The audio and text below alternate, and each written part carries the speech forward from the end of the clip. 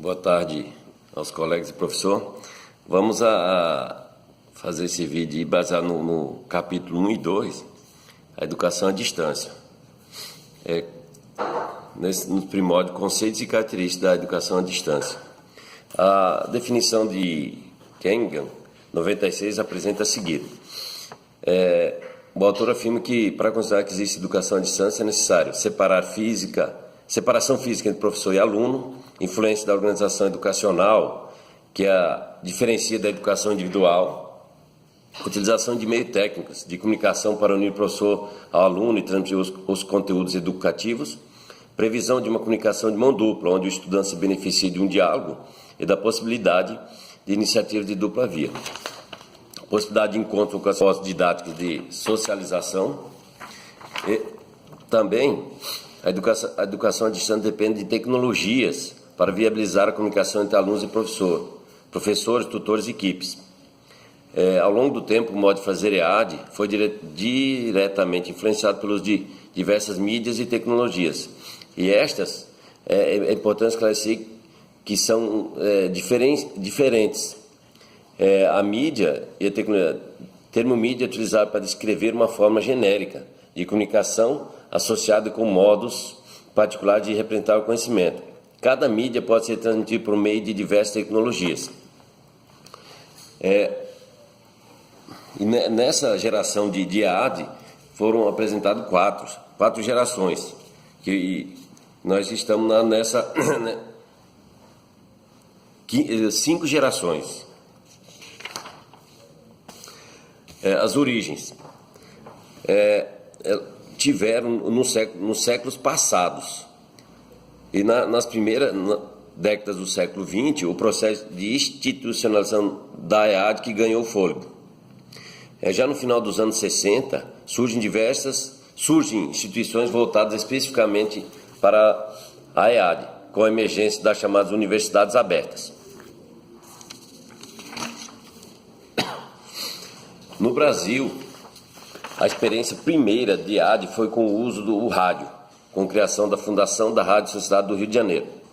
O Instituto Universal Brasileiro, em 41, empresa privada que oferecia ensino à distância de caráter supletivo. A oferta de cursos superiores à distância no Brasil inicia em 94, com a licenciatura na Educação Básica, organizada pelo Núcleo de Educação à Distância do Instituto da Educação, da UFMT.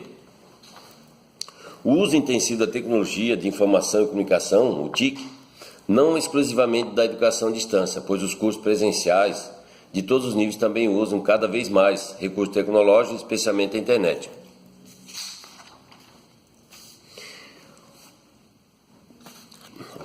Sendo que o local onde nós vamos realizar as nossas atividades presenciais para o curso é o polo presencial, credenciado no sistema UAB, e que é um dos seus locais de interação com o curso, onde nós vamos conviver com o tutor e com os colegas. Marcos legais. No Brasil, a EAD surgiu como uma modalidade de ensino, aprendizagem legalmente reconhecida somente em 71, pela LDB, aprovada apenas para os cursos supletivos. Já a legislação brasileira, que foi instituída foi pelo decreto 5.622, em 20 de dezembro de 2005. O decreto buscou garantir o credenciamento institucional, supervisão, acompanhamento e avaliação para a modalidade EAD, com padrões de qualidade muito semelhantes à educação presencial. O uso de mídias na educação. Quando falamos em mídias na educação, logo pensamos em eletrônica, TV, internet, meios de comunicações via ondas de rádio. Mas uma das mídias mais antigas são os livros. E os livros já foram feitos de barro, de papiro, de folhas de palmeira, de seda, de madeira e até de pele de carneiro, do qual era feito o famoso pergaminho. No caso dos profissionais que trabalham com educação, o grande desafio não é apenas aprender um novo jeito de ensinar, mas também abdicar de comportamentos já cristalizados em inventar um novo papel menos autoritário e não menos importante de orientar e monitorar a aprendizagem. No caso da educação à distância, o aluno precisa aprender a trabalhar com as mídias à sua disposição. Isto é, utilizá-las como ferramentas de estudo e pesquisa. Para tanto, é necessário conhecer o que é que a mídia tem em termos de vantagens, limites e possibilidades. Suas características. Os modos de utilização das mídias na escola presencial são os mais variados.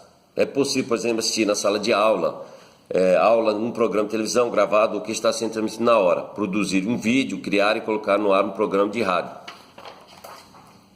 Além do livro ou material impresso, podemos diferenciar as mídias que são usadas na educação à distância, em dois tipos, analógica ou radiodifusão, digitais ou multimídia. Televisão e vídeo. A televisão e o vídeo, em termos de conteúdo e forma, podem ser analisados conjuntamente. A diferença é que o vídeo armazena o conteúdo da televisão e do cinema, e também de outras produções profissionais ou não. Moron 95 afirma que a TV e vídeo encontram uma forma de comunicar com a maioria das pessoas, tanto crianças como adultos, um ritmo cada vez mais alucinante, usando uma linguagem concreta, plástica, de cenas curtas, com pouca informação de cada vez, com ritmo acelerado e contrastando, multiplicando os pontos de vista, cenários, personagens, sons, imagens, ângulos e efeitos. Material impresso. Apesar de todas as inovações hoje utilizadas na educação à distância, geralmente os cursos vêm acompanhando de apostilas impressas. A produção do material impresso é feita normalmente dentro de uma linha de montagem que envolve uma equipe formada por profissionais das mais variadas áreas, conteudistas, tecnólogos educacionais, redatores, editores de texto final, programadores gráficos, especialistas em comunicação e especialistas em meio técnico para a produção do meio material. Videoconferência. A videoconferência é a tecnologia que mais se aproxima da situação convencional da sala de aula, porque possibilita a conversa em duas ou mais vias. Essas videoconferências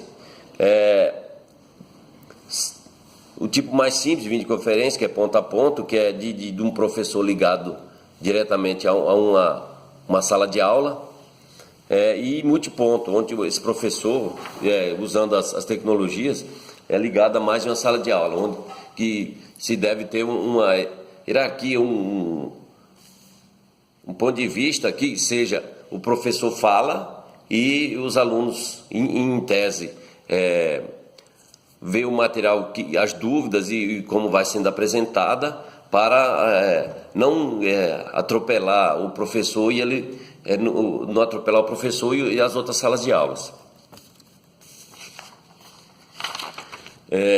Nos polos da UAB, a videoconferência faz parte de infraestrutura básica das salas de aula. Pois bem, a internet. O fascínio que a internet exerce sobre as pessoas pode estar relacionada à liberdade e à capacidade de relacionar-se com o tempo e espaço de forma mais flexível.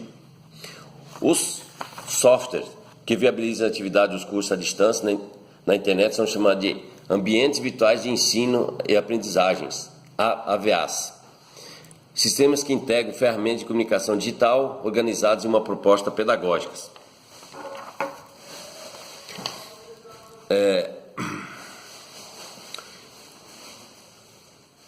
A interatividade, conectividade e hipertextualidade garante um diferencial dos ambientes virtuais para aprendizagem individual e grupal.